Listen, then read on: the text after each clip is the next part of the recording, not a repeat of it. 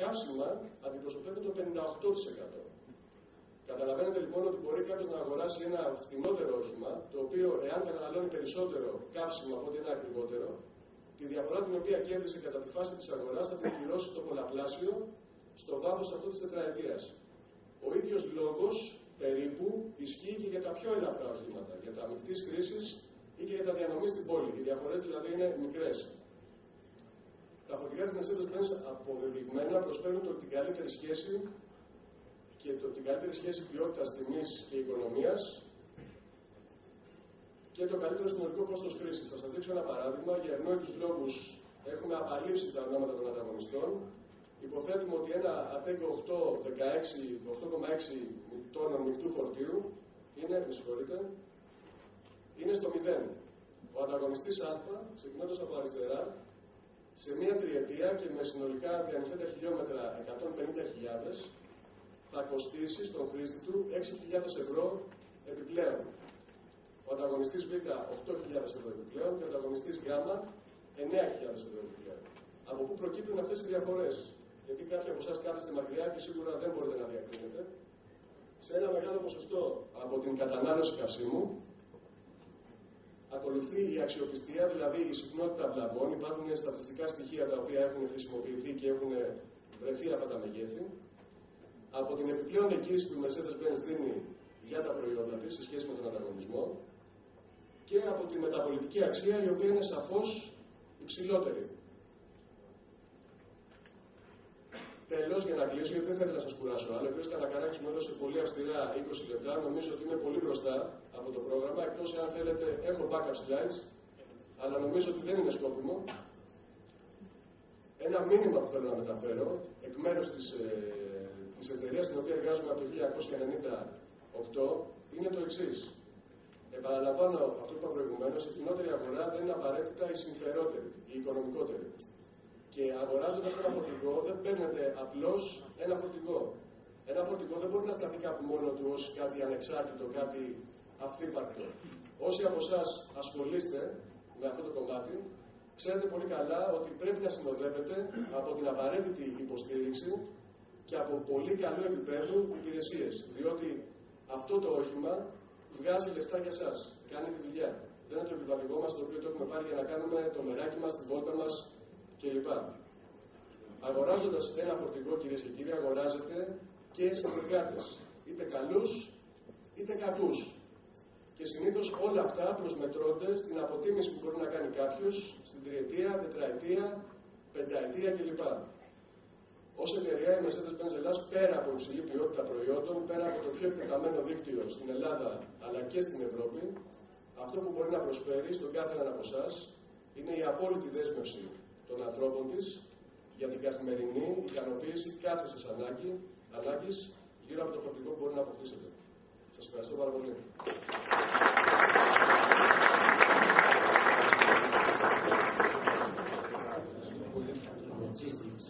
Εξέχουσα θέση κατέχουν τα συστήματα αποθήκευσης και για αυτά θα σας μιλήσω όσο πιο απλά και κατανοητά. Όπου συστήματα αποθήκευσης εννοούμε ράφια. Στη σύγχρονη επιχειρηματική πραγματικότητα κυκλοφορεί στην παγκόσμια αγορά μια τεράστια γκάμα ραφιών που καλύπτουν όλες τις απαιτήσεις για τη σωστή αποθήκη, το κατάστημα και ποιοτικά logistics. Το ζητούμενο είναι ποιος τύπος ραφιών αποτελεί την πιο κατάλληλη λύση για την κάθε χρήση, ώστε η επένδυση να είναι αποδοτική προς όφελος της παραγωγικότητας και συνάμα των παρεχόμενων υπηρεσιών. Σε μια αποθήκη ή κατάστημα, τα εμπορεύματα διακινούνται ανατεμάχιο, σε κουτιά ή σε παλέτες ανάλογα. Η κάθε μία από τις παραπάνω κατηγορίες καθορίζει και τον τρόπο που θα γίνει και η αποθήκευσή τους. Σύμφωνα με τον τρόπο που αποθηκεύονται και διακινούνται, επιλέγεται και ο τύπος των ραφιών. Οι δύο βασικές κατηγορίες ραφιών είναι οι εξής. Πρώτη κατηγορία. Μια παρένθεση, θα αποφύγω τους εγγλέζικους όρους όπου μπορώ. Ξέρουν οι τεχνοκράτες που είναι εδώ, για να γίνω πιο κατανοητός. Πρώτη κατηγορία. Ελαφριά κατηγορία. Πρόκειται για ράφια στα οποία αποθηκεύονται τα προϊόντα σε τεμάχια ή σε κουτιά και διακινούνται με τα ανθρώπινα χέρια. Την κατηγορία αυτή συνθέτουν ένα πλήθος ραφιών σχεδιασμένα να δέχονται ελαφριά φορτία σε πολλά επίπεδα, ώστε να επιτυγχάνεται γρήγορη ετοιμασία των παραγγελιών. Δημιουργούν μικρά ή μεγάλα ανοίγματα ανάλογα με τον όγκο των προϊόντων και βοηθούν στον έλεγχο των στόκ. Σε αποθήκες μεγάλου ύψους χρησιμοποιούνται ειδικά μηχανήματα τα οποία ανυψώνουν τους χειριστές. Οι πλήρως αυτοποιημένες αποθήκες με τη χρήση ειδικών γεραμών είναι μια σύγχρονη πρόταση για γρήγορη και ασφαλή αποθήκευση. Δεύτερη κατηγορία. Ράφια παλέτας. Είναι τα ράφια στα οποία τοποθετούνται πάνω σε παλέτες και είναι τα ράφια στα οποία τα προϊόντα τοποθετούνται πάνω σε παλέτες και η διακίνησή τους γίνεται με ειδικά περωνοφόρα μηχανήματα. Έχουν αναπτυχθεί πολλοί τύποι συστημάτων αποθήκευσης παλετών για να εξυπηρετήσουν τις διαφορετικές ανάγκες των προϊόντων ανάλογα με τη συχνότητα και τον τρόπο διακίνησής τους σε μια αποθήκη. Οι βασικές κατηγορίες στα ράφια παλέτας. Συνοπτικά 3 είναι οι βασικές κατηγορίες των συστημάτων αποθήκευσης παλετών και είναι οι εξής. Άμεσης προσπέλασης. Προσφέρεται η δυνατότητα άμεσης προσέγγισης σε όλες τις παλέτες ανά πάσα στιγμή. Είναι το δημοφιλέστερο σύστημα αποθήκευσης και το πιο συνηθισμένο και ονομάζεται συμβατικό ή conventional, όπως το έχουμε συνηθίσει. Τα ράφια τοποθετούνται πλάτη με πλάτη, δημιουργώντας διαδρόμους για τα ανυψωτικά που διακινούν και τοποθετούν τις παλέτες. Η ανάγκη για αποδοτικότερη εκμετάλλευση του χώρου με το σύστημα αυτό οδήγησε και στην ανάπτυξη του ραφιού διπλού βάθους και στα κυλιόμενα ράφια. Στα ράφια διπλού βάθους τοποθετείται μία παλέτα μπροστά από την άλλη, διπλασιάζοντας τις αποθηκευμένες παλέτες. Η αύξηση της αποθηκευτικής ικανότητας, χωρίς να διαταραχθεί η δυνατότητα άμεσης πρόσβασης στις παλέτες, επιτυγχάνεται με τη συμπαγή αποθήκευση που προσφέρουν τα κυλιόμενα ράφια. Τα ράφια αυτά είναι όπως τα συμβατικά, αλλά τοποθετούνται πάνω σε ειδικές βάσεις, οι οποίες κινούνται αφήνοντας έναν μόνο διάδρομο, αυτόν που χρειάζεται τη δεδομένη στιγμή. Το σύστημα αυτό προσφέρει τα ακόλουθα πλεονεκτήματα. Όλες οι παλέτες μπορούν να αφαιρεθούν χωρίς την ανάγκη να μετακινηθούν άλλες παλέτες, καθώς υπάρχει άμεση πρόσβαση σε αυτές. Επιτυγχάνεται εύκολος έλεγχος των στόκ, διότι κάθε αποθηκευτική θέση καταλαμβάνεται από μία παλέτα και υπάρχει μέγιστη προσαρμοτικότητα σε κάθε τύπο φορτίου. Λίθο. Τα συστήματα αυτά είναι ράφια συσσόρευσης παλετών με μεγάλη αποθηκευτική απόδοση.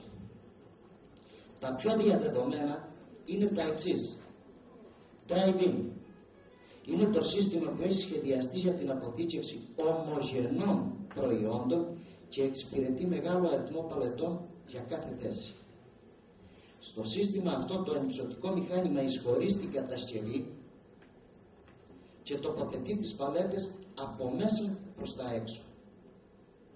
Pushback είναι ένα βαρυτικό σύστημα στο οποίο οι παλέτες τοποθετούνται η μία πίσω από την άλλη σε κανάλια. Το ανυψωτικό μηχάνημα οθεί τις παλέτες προς τα πίσω κατά την εισαγωγή των παλετών, ενώ οι παλέτες κυλούν εμπρός όταν αφαιρείται η κοντύτερη προς το διάδρομο παλέτα. FIFO. Για την τήρηση προτεραιότητας κατά την εισαγωγή και εξαγωγή παλετών στην αποθήκη χρησιμοποιείται ένα ζωντανό, μέσα σε εισαγωγικά, σύστημα αποθήκευσης, το live storage. Τα live storage είναι συμπαγείς κατασκευές που ενσωματώνουν κανάλια από ράουλα τοποθετημένα σε κλίση, έτσι ώστε οι παλέτες να κυλούν πάνω σε αυτά. Οι παλέτες τοποθετούνται στο υψηλότερο μέρος της κατασκευής και κινούνται με τη δύναμη της βαρύτητας με ελεγχόμενη ταχύτητα στο χαμηλότερο, όπου και παραμένουν μέχρι να αφαιρεθούν. Είναι το ιδανικό σύστημα για αποθήκες με τρόφιμα, ψυχία, για αποθήκες που βρίσκονται ανάμεσα σε δύο ζώνες εργασίας, για περιοχές διεκπεραίωσης όπου οι παλέτες πρέπει να αποσύρονται γρήγορα, καθώς και για αποθήκες holding, με ήδη έτοιμες παραγγελίες δηλαδή, με κανάλια ταξινόμησης σε αυτόματους οίκους κλπ. Για όλα τα παραπάνω υπάρχουν και μπορούν με συνδυασμούς κατάλληλους να υλοποιηθούν αμέτρητες κατασκευές προσαρμοσμένες σε επιμέρους ανάγκες, όπως πολυόροφα ράφια, ραφοπάταρα, προβολικά κλπ.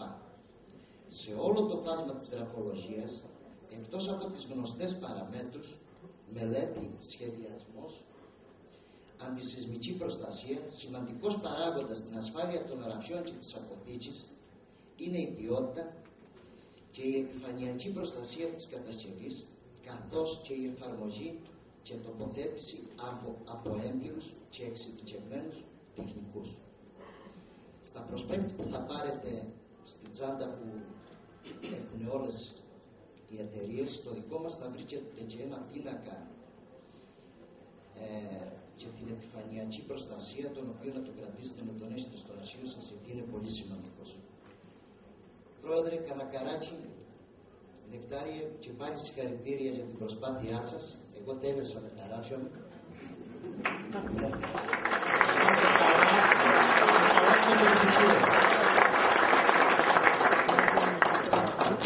Ευχαριστώ πολύ τον Δημήτρη Μαραγδί. Ήταν πάρα πολύ παραστατικός και με τα παραδείγματα πιστεύω ότι καταλάβαμε πολύ γρήγορα και εύκολα ένα αποτελεσματικό σύστημα αποθήκευσης. Μηχανολόγος μηχανικός παραγωγής, και θα δούμε στην πορεία της παρουσίασης πώς η παραγωγή συνδυάζεται με τον logistics και την αποθήκη ειδικότερα. Τα τελευταία 7 χρόνια είμαι 20 χρόνια στον χώρο του logistics. Σαν εταιρεία έχουμε σχεδιάσει πάνω από 500 στρέμματα αποθήκες σε Ελλάδα, Κύπρο, Βαλκάνια, εκ των οποίων πάνω από 400 έχουν υλοποιηθεί. Κάποιος ανέφερε από τους κοινούς προηγουμένως ότι δίνονται κρίση πλέον για απορρευματικά κέντρα. Κάποιος γενικός γραμματέας. Όταν είχε προχθές ένα μήνυμα, έχει σχεδιαστεί ένα απορρευματικό στη Δαμπλώνα με 220 στρέμματα αποθήκες και άρχισε να ενεργοποιείται. Πώς μπορούμε να παρέμβουμε με διάφορες τεχνικές και τεχνολογίες που υπάρχουν σήμερα για να επιτευχθεί αυτό το πράγμα. Θα σας περιγράψω μια μεθοδολογία που θα πρέπει να ακολουθείτε για να μπορέσουμε να φτάσουμε πραγματικά στο ελάχιστο κόστος, ειδικά αποθήκευσης. Θα σας παρουσιάσω δύο case study. Μια αποθήκη φαρμάκων είναι του Συνεταιρισμού Φαρμακοποιών Χανίων, η οποία είναι σε λειτουργία εδώ και κάποιους μήνες, με τα πιο σύγχρονα συστήματα αυτοματοποίησης, τόσο σε ματήρια χάρτη, δηλαδή σε μέσα διακίνηση υλικών, όσο και μεταφοράς πληροφορίας. Και θα δούμε και ένα case study από μια μεγάλη αποθήκη που γίνεται στα Βαλκάνια αυτή τη στιγμή. Είναι ένα κτίριο συνολικά 58 στρέμματα. Θα δούμε κάποιους αυτοματισμούς και τον τρόπο προσέγγισης του έργου. Λοιπόν, να κάνουμε να πω δύο πραγματάκια για την αλυσίδα εφοδιασμού. Έδωσε ένα ορισμό ο φίλος μου Νεκτάριος σχετικά με το logistics. Εγώ θα δώσω ένα άλλο, λίγο πιο πρακτικό. Ό,τι παράγει η μάνα γης, δηλαδή ό,τι βγαίνει από τη γη, ό,τι παράγεται καθημερινά, από τη στιγμή που θα παραχθεί μέχρι τη στιγμή που θα ξαναγυρίσει στη γη, είτε αυτό είναι φρούτο, είτε είναι σίδερος, είτε είναι χαλκός, θα περάσει διάφορα στάδια αποθήκευσης και διακίνησης. Αυτή είναι η ολότητα του supply chain. Στόχος του οργανωμένου supply chain είναι να δώσουν προστιθέμενη αξία σε αυτές τις διαδικασίες, πετυχαίνοντας ταχύτητες και με το λιγότερο δυνατό πάντα κόστος. Παράδειγμα, Νότια Αμερική. Αν φανταστούμε τη σοκολάτα που αγοράζουμε στο σούπερ μάρκετ, από πού ξεκινάει? Από πού ξεκινάνε όλα τα υλικά? Από τη Βραζιλία μπορεί να ξεκινάει το κακάο. Να φορτώνεται στα πλοία. Να μεταφέρεται στις κεντρικές αποθήκες της Ευρώπης. Ρότερνταμ, Πειραιά, δεν ξέρω πού. Από εκεί να μεταφέρεται στις αποθήκες των εργοστασίων. Αποθήκες πρώτων υλών. Από εκεί να μεταφέρεται στην παραγωγή. να έρχονται το χαρτί της σοκολάτας στο περτύλιγμα, παράγεται από τα δέντρα. Το χαρτί. Πού ξεγίζαν τα ξύλα? Από τη Σιβηρία, από τη Φιλανδία. Θα γίνουν κάποια στιγμή χαρτί, θα πάνε σε άλλα εργοστάσια, πάντα μεταφορές μέχρι να φτάσει στο συνολικό στόχο. Και αν ήθελα να το πάω λίγο πιο πίσω, θα σας αναφέρω ένα παράδειγμα. Γιατί εγώ μέχρι το 80 που ήμουν στην Κρήτη, παράγαμε και εμείς τα φίδα. Έκανα ένα έργο πρόσφατα στην Καλαμάτα, σε ένα σταθμιδεργοστάσιο. Το έχει κλείσει πλήρως η Τέσκο. Η Τέσκο είναι η μεγαλύτερη αλυσίδα retail στην Αγγλία. Ο παραγωγός του εργοστασίου είναι υποχρεωμένος όταν στέλνει φορτίο στην Αγγλία να δίνει παραστατικά μέχρι και τι φάρμακα βάλανε η παραγωγή στα χωράφια τους για την παραγωγή του σταφυλίου που έγινε στα φίδα για να φτάσει στο ράφι. Αυτή είναι η αλυσίδα εφοδιασμού. Η ελεγχόμενη, η ακριβής, δεν είναι ένα κόστος. Πάμε λίγο. Λοιπόν, θα λέγαμε ότι υπάρχουν δύο σημαντικοί παράμετροι που επιδιώκουμε να μειώσουμε. Γιατί και οι δύο κοστίζουν. Τόσο ο χώρος, όσο και ο χρόνος. Πολύ ωραία, ο κ. Μαραγδής αναφέρθηκε στο κομμάτι αποθηκευτικά συστήματα. Και είναι πολύ σημαντικό να επιλέξουμε το καλύτερο αποθηκευτικό σύστημα. Αυτό που πραγματικά ταιριάζει για τα προϊόντα μας. Σε αυτό την πίτα, αν δούμε λίγο, το κόστος απόσβεσης κτηριακών και το κόστος απόσβεσης εξοπλισμού αποθήκευσης περνάει ένα 20% περίπου. Είναι κόστος αποθήκευση μιας εταιρείας. Δηλαδή, πάγια, κόσμος, προσωπικό, τα πάντα όλα πληρωμένα έτσι. Άρα, έχουμε κάνει στο μυαλό μας ότι σε μια εταιρεία, αν πάρουν το κέντρο κόστος αποθήκευση, γύρω στο 20% με 22%, καταλαμβάνει το κόστος του χώρου. Άρα, κάθε επιλογή σε αποθηκευτικό σύστημα είναι σημαντική. Δεν είναι μόνο αυτό. Σήμερα η κατασκευή ενός κτηρίου, μια κατασκευή για ξηρό φορτίο για παράδειγμα, είναι στη τάξη των 500-600 ευρώ τετραγωνικό, ολοκληρωμένη. Αν μιλήσουμε για κατάψυξη, περνάει τα 1.000 ευρώ. Αν κάνουμε αναγωγή ή αν ακούσουμε κάποιες τιμές της αγοράς, κύριε Σπανέ, υπάρχει κάποιος κύριος εδώ στην Αθήνα, ο οποίος παρέχει υπηρεσίες logistics σε ψυχτική αλυσίδα. Η κατάψυξη πόσο κοστίζει παλέτο μέρα? 1 ευρώ. Περίπου. Αν κάποιος πάει σε ένα σε εξωτερική εταιρεία να ζητήσει αποθήκευση μιας παλέτας κατεψημένου, θα πληρώνει περίπου από 90 cents μέχρι ένα 10 ευρώ ανά ημέρα. Αν είναι ξηρό φορτίο, από 20 μέχρι 25 cents. Είναι μεγάλα νούμερα.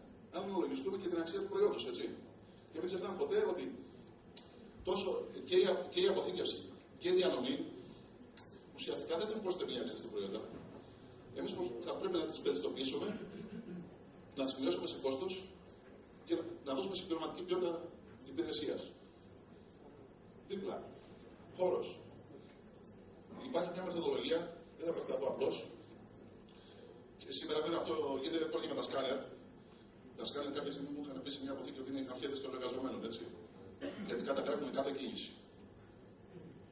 Έχει βρεθεί ότι το 63% του χρόνου των εργαζομένων δαπανάται σε μετακίνηση. Μετακίνηση τι σημαίνει? Αν είμαι αποθήκη χωρίς μηχανήματα, παίρνω και πότε από τη μια, το μεταφέρω στην άλλη. Ή έχω μηχάνημα και μεταφέρω με το μηχάνημα. Δεν πάει να είναι χρόνος, να είναι χρήμα ουσιαστικά, να είναι τελικά να καταλήγει στο κόστος. Λοιπόν, δύο βήματα για τη μεθοδολογία. Θα προσπαθήσω να δώσω λίγο βαρύτητα μετά στα case study, να περάσω τη μεθοδολογία. Λοιπόν, το πρώτο πράγμα που μπορούμε να κάνουμε είναι να συλλέξουμε τα δεδομένα. Θα δούμε και τα δεδομένα. Το δεύτερο, να προσδιορίσουμε αποθηκευτικές ανάγκες. Να κάνουμε ένα master plan. Τι σημαίνει αποθηκευτικές ανάγκες? Τι όγκο πάω να αποθηκεύσω? Γιατί πράγματα θα επενδύσω? Πώς θα μου πάει η επένδυση? Τρίτο, να κάνω ανάλυση εσωτερικής λειτουργίας βασικά. Δηλαδή, τι πελάτες έχω? Μικρούς, μεγάλους, φαρμακεία, σούπερ μάρκετ. Τι κατηγορία είναι αυτή? Τι όγκο έχουν οι παραγγελίες τους? Το τέταρτο σημαντικό, όλα σημαντικά, αυτό είναι το πιο σημαντικό από όλα, να επιλέξω το επίπεδο αυτοματοποίησης. Τόσο για τον εξοπλισμό διακίνησης, όσο για τον εξοπλισμό αποθήκευσης. Αν τελειώσω, έχω φτάσει σε ένα πρώτο σχεδιασμό. Μπορώ μετά με διάφορα εργαλεία, υπάρχουν σήμερα προγράμματα που μπορεί να βάλεις εταιρικά στοιχεία μέσα σε ένα συγκεκριμένο μοντέλο και να πάρει αποτελέσματα. Κάνουμε λοιπόν μια προσωμείωση λειτουργία, βλέπουμε τα αποτελέσματα, αν είναι παραγωγικά, αν εκμεταλλεύουμε καλά τον χώρο, τι κόστος λειτουργίας έχουμε. Οπότε αποφασίζω και αποδέχομαι τη λύση που έχω προσχεδιάσει και πάω λίγο παρακάτω. Στη συλλογή των δεδομένων. Ήδη προς διαχείριση. Ακούστηκε προηγουμένως για την αποθήκη της Mercedes. Η αποθήκη της Mercedes ή η αποθήκη των αυτοκινήτων έχει χιλιάδες προϊόντα. Άρα αυτές οι αποθήκες υποχρεωτικά η λύση είναι ύψη με πατάρια μέσα στα ράφια για το ελάχιστο δυνατό κόστος κατασκευής. Άλλος παράγοντας είναι ο ρυθμός που αυξάνονται δηλαδή τον χρόνο. Αυτό γιατί είναι για να προβλέψω. Γιατί όταν πάω να σχεδιάσω ένα κτίριο, σε ένα συγκεκριμένο οικόπεδο, νέο κτίριο, θα πρέπει να γνωρίζω και τη στρατηγική ανάπτυξη αυτού του πράγματος. Λογιστικά στοιχεία. Διαστάσεις βάρους, συσκευασία, αντοχή της μετατροπής. Θα σας πω τι βαρύτητα που έχουμε αυτά τα στοιχεία. Έργο, πάλκο, σύζερα, αυτή με τα ισόρροπα. Από τη στιγμή που μπαίνει η παραγγελία, γίνεται οκομέτρηση. Άρα, σε κάθε κυβότιο γνωρίζει το σύστημα τι προϊόντα θα μπουν μέσα. Άρα, λέει, αυτή η παραγγελία έχει 3,5 κυβότια. Και πετάει μια ετικέτα για κάθε κυβότιο. Οποιοδήποτε εργαζόμενος μπορεί να πάρει οποιοδήποτε κυβότιο θέλει, να το σκανάρει σε διαδικασία αυτοματοποίησης πληροφορίας και να κάνει διαδρομές μέσα να συλλέγει. Είναι τρομερά σημαντικό. Μονάδες αποθήκευσης, είναι λόγω παλαιτοποίηση. Τρομερά σημαντικό. Θα πω ένα πράγμα στο θέμα της παλαιτοποίησης. Φανταστείτε, η Αριάδη για παράδειγμα, που είναι σημαντικό γιατί είναι μια εταιρεία που έχει πάρα πολλούς προμηθευτές. Λοιπόν, αν θα μπορούσε να τυποποιήσει τη μονάδα παρελαβής από όλους τους προμηθευτές, δηλαδή να συμφωνήσει με τους προμηθευτές και να πούνε αυτά τα προϊόντα που τα φέρει σε παλέτα των 80 εκατοστών, αυτά στο 1 μέτρο, στο 1,20. Όλο το κύκλωμα του supply chain θα είχε σέβει. Γιατί θα μιλούσαν όλοι την ίδια γλώσσα. Πρώτα γραμμές αποθήκευσης, ξηρό κατάπτυξη, έφτασα ειδικές απαιτήσεις αποθήκευσης, και άμεση ανάλυση απολύσεων αποθεμάτων και κίνηση των προϊόντων, κινησιμότητας. Το επόμενο βήμα είναι να πάω να προσδιορίσω τις ανάγκες. Να επιλέξω δηλαδή μονάδα αποθηκεύσης ένα κωδικό, να πάω να πω. Λοιπόν, έχω αυτούς τους κωδικούς, οι οποίοι περιλαμβάνονται παλέτα